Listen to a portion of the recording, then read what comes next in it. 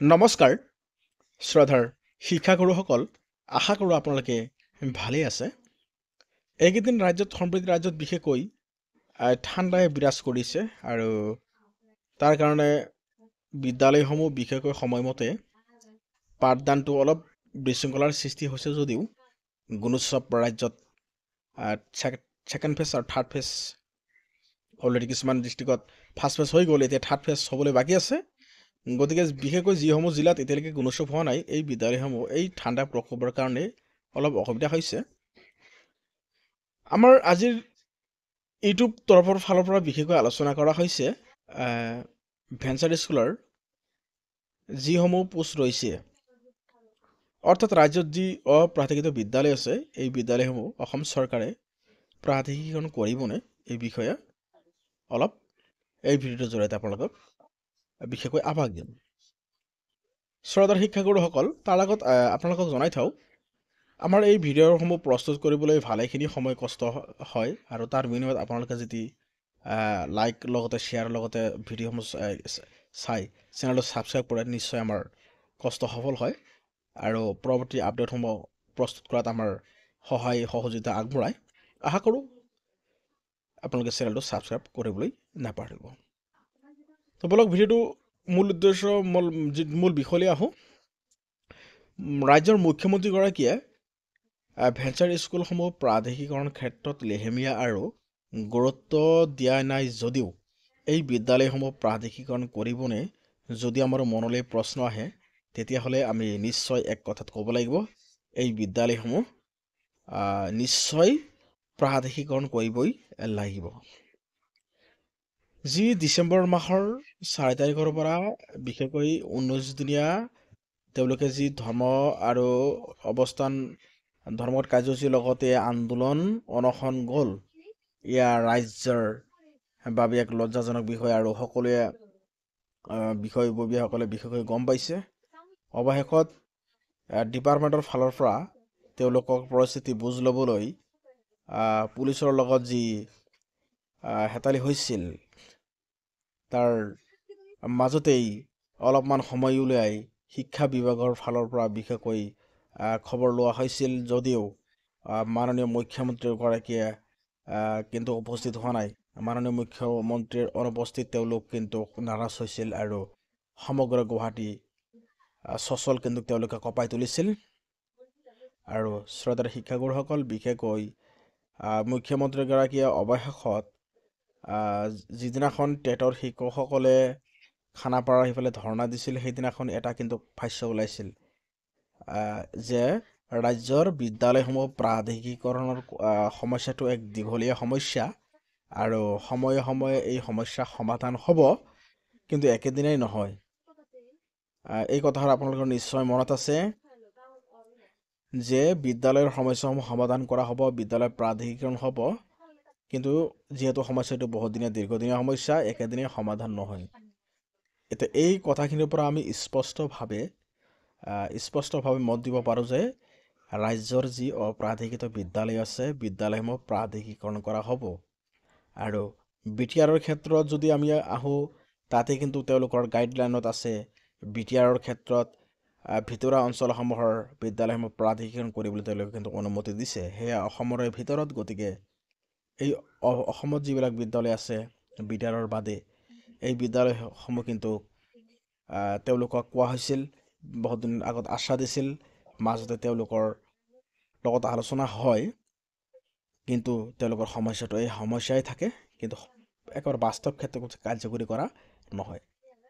গতিকে সম্প্ৰতি যি বিশেষকৈ তেওঁলোকে যি কষ্ট বিনিময় 25-30 বছৰ কষ্টৰ বিনিময়ত এই বিদ্যালয়সমূহ ৰাজহুৱা অনুষ্ঠানসমূহ তেওঁলোকে পাতিছে। আৰু শিক্ষানুষ্ঠানৰ ক্ষেত্ৰত যদি আমি চাওঁ, এই বিদ্যালয়সমূহৰ ছাত্ৰ ছাত্ৰীসকলে কিন্তু বহুতো ডক্টৰ ইঞ্জিনিয়াৰ পাৰ হৈ গৈছে, APSC বা তেওঁলোকে ডক্টৰ ইঞ্জিনিয়াৰ হ'বলৈ সক্ষম হৈছে। আৰু তেওঁলোকৰ শিক্ষকসকলক কিন্তু এতিয়ালৈকে বিদ্যালয়সমূহ প্ৰাধিকৰণ নোহোৱাত তেওঁলোকে কিন্তু ভেঞ্চাৰেই খাটি আছে। এতিয়া সামান্য এটা মজুৰি তেওঁলোকক মাজতে মিড ডে মিল আৰু বাইচাইকেল লগতে ফ্ৰী টেক্সট বুকৰ যি যোগান ধৰিছিল সেয়াও কিন্তু কাটি দিছে। গতিকে এইটো এটা পৰিতাপৰ বিষয়, এইটো এটা ভয়ানক খবৰ। তেওঁলোকৰ বিদ্যালয়সমূহৰ যি MDM আছিল সেয়া কাটি দিয়াত এইটো কিন্তু ছাত্ৰ ছাত্ৰীসকলৰ কিন্তু যি অধিকাৰ, তেওঁলোকৰ যি 6 বছৰৰ পৰা 14 বছৰৰ শিশুৰ যেনেকৈ আমি কম্পালচাৰী পাঠদান লগতে শিক্ষাৰ লগতে তেওঁলোকৰ যি অধিকাৰ আছিল সেই অধিকাৰ কিন্তু কাঢ়ি লোৱা হৈছে। এতিয়া এই শিক্ষানুষ্ঠানত কোন কোন ছাত্ৰ আহে? যিবিলাক বিশেষকৈ ছাত্ৰ ছাত্ৰী দুখীয়া, ধনী ঘৰৰ ছাত্ৰ এটা নহয়, দুখীয়া ছাত্ৰ ছাত্ৰীসকলেই এই বিদ্যালয়সমূহলৈ আহে। গতিকে এই দুখীয়া ছাত্ৰ ছাত্ৰীসকলৰ মুখৰ ভাত কাঢ়ি লোৱাটো এক নিৰ্লজ্জ ঘটনা হৈছে। এইটো আপিল কৰাত মাননীয় শিক্ষামন্ত্ৰীগৰাকীয়ে আকৌ পুনৰ বাহাল ৰাখিব বুলি কৈছিল যদিও এতিয়ালৈকে কিন্তু বাস্তৱ ক্ষেত্ৰত কাৰ্যকৰী কৰা নাই। গতিকে মিড ডে মিলৰ ফালৰ পৰা যদি আমি চাওঁ, এই মিড ডে মিল অতি সোনকালেই কাৰ্যকৰী কৰাৰ কথা আছিল, কিন্তু সেয়াও বন্ধ হৈ গৈছে আৰু ফ্ৰী টেক্সট বুকটো বন্ধ কৰি দিছে। এতিয়া অসমৰ শিক্ষানুষ্ঠানসমূহ অসমীয়া ভাষা, আমাৰ অসমৰ ক্ষেত্ৰত যদি ভাষাটো জীয়াই ৰখা হয়, নিশ্চয় এই বিদ্যালয়সমূহৰ প্ৰয়োজনীয়তা খুবেই দৰকাৰী আছে। আজিকালি নিশ্চয় আপোনালোকে গম পায়, চৰকাৰী বা বেচৰকাৰী যি আমাৰ বেচৰকাৰী শিক্ষানুষ্ঠানৰ তুলনাত বিশেষকৈ চৰকাৰী আৰু যি ভেঞ্চাৰ স্কুল আছে সেইবিলাক কিন্তু আগবঢ়া। মানুহ কিন্তু লাহে লাহে প্ৰাইভেট স্কুল বাদ দিয়া হ'ব ধৰিছে, মানে প্ৰাইভেট স্কুলত নাম লগাটো বাদ দিব ধৰিছে। তেওঁলোকৰ খালি মান্থলি ফিজ আৰু এই কালেকশ্যনৰ নামত তেওঁলোকে লাগি গৈছে। গতিকে এই তুলনাত ভেঞ্চাৰ স্কুলৰ ছাত্ৰ ছাত্ৰীৰ ৰিজাল্টৰ পাৰ্চেণ্টেজ আৰু বৰ্তমান গভৰ্ণমেণ্টৰ পাৰ্চেণ্টেজ ভাল হ'বলৈ ধৰিছে। বিশেষকৈ ভেঞ্চাৰ স্কুলতো বেছি গুৰুত্বপূৰ্ণ, কিন্তু তেওঁলোকে কিন্তু বহুত কষ্ট কৰি এই বিদ্যালয়সমূহ পঢ়াই আছে। খাই নাখাই তেওঁলোকে বিদ্যালয়সমূহ চলাই আহিছে। এনেকৈ বছৰে বছৰে ছাত্ৰ ছাত্ৰীসকল তেওঁলোকে পাছ কৰাই দি আহিছে আৰু একমাত্ৰ এটা আশাত যে বিদ্যালয়সমূহ কেতিয়া প্ৰাধিকৰণ কৰা হ'ব। এতিয়া আমি যদি চাওঁ টিউটৰ শিক্ষকসকলৰ কথা, এই টিউটৰ শিক্ষকসকলে এই বিদ্যালয়সমূহ প্ৰাধিকৰণ কৰি তেওঁলোকক দৰমহাৰ পৰা কিন্তু বঞ্চিত কৰি ৰাখিল। কিন্তু এই শিক্ষকসকলৰ মনোবলৰ ফালে চাওঁ যদি আমি, নিশ্চয় এই শিক্ষকসকল কিন্তু বহুত ধৈৰ্য ধৰি আছে। তেওঁলোকে সামান্য এটা মজুৰিৰ নামত তেওঁলোকে কিন্তু একেই কৰ্মৰত হৈ আছে। কোনো এটা শিক্ষকে বাদ দিয়া নাই, তেওঁলোকে কৰ্মৰত হৈ আছে। গতিকে এই বিদ্যালয়সমূহ যদি প্ৰাধিকৰণ কৰাৰ কথা আছিল 2023 ভিতৰতে কৰাৰ কথা আছিল। 23 জানুৱাৰীৰ প্ৰথম ভাগত যি আশ্বাস দিয়া হৈছিল, মুখ্যমন্ত্ৰীৰ নেতৃত্বত যি আশ্বাস দিয়া হৈছিল, এই আশ্বাস কিন্তু তেওঁলোকে এতিয়া সপোন হৈ আছে, বাস্তৱ কেন্দ্ৰ কাৰ্যকৰী হোৱা নাই। আমি যদি চাওঁ এই বিদ্যালয়সমূহ 1/1/2006 লগতে যি নমছত আপোনালোকে ইয়াৰ পৰৱৰ্তী আগৰ ভিডিঅ'ত আপুনি নিশ্চয় দেখা পাইছে, 1/1/6 বাদ পৰি যোৱা বিদ্যালয়সমূহ লগতে শিক্ষকসকলৰ ড্ৰপ আউট পষ্টসমূহ লোৱা হ'ব বুলি তেওঁলোকে এটা ড্ৰাফ্ট দিছিল। মাননীয় শিক্ষামন্ত্ৰী অসম চৰকাৰৰ নিৰ্দেশত এটা ড্ৰাফ্ট বনোৱা হৈছিল। সেই ড্ৰাফ্টৰ কিন্তু এটা পইণ্ট এতিয়ালৈকে কাৰ্যকৰী কৰা নাই। বিদ্যালয়সমূহৰ শিক্ষকসকল কিন্তু বঞ্চিত হৈ আছে। এতিয়া 20 তাৰিখৰ কাৰ্যসূচীত নিশ্চয় একত্ৰিত হৈ কাৰ্যসূচী চলাই যাব, সেয়ে আমাৰ